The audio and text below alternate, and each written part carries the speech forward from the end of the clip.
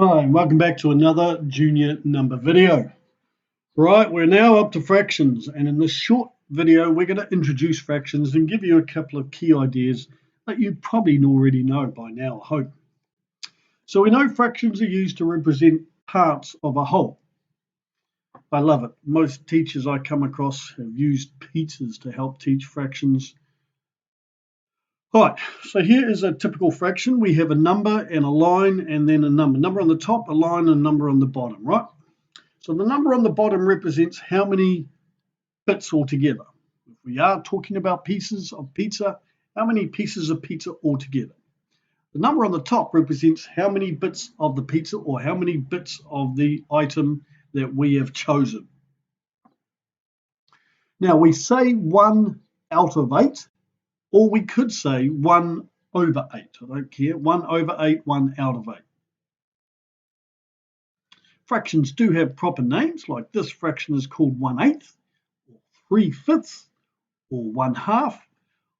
But most people tend to say sort of if you have 3 over 5, you say 3 over 5 or 3 out of 5. Now this line here means divide, right? So in a calculator, I could grab my calculator and I could go 1 divided by 8. That will turn it into a decimal, but we'll chat about that another day. Right, the top number is called a numerator.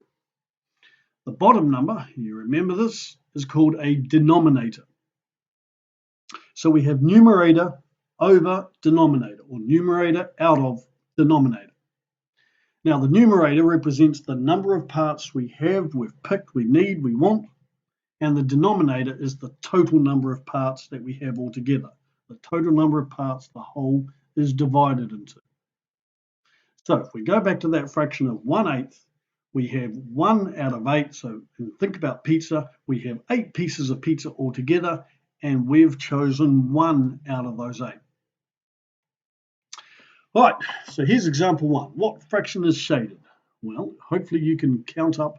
There's a total of 7 strips or 7 rectangles, and we've shaded or coloured in 4 of them. So hopefully you wrote down 4 over 7, or 4/7 is the name of this fraction.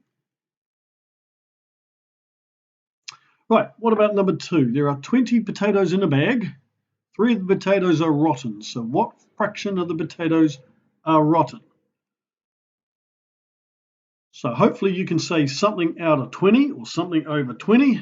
And since 3 of them are rotten, you're going to say 3 out of 20 are rotten.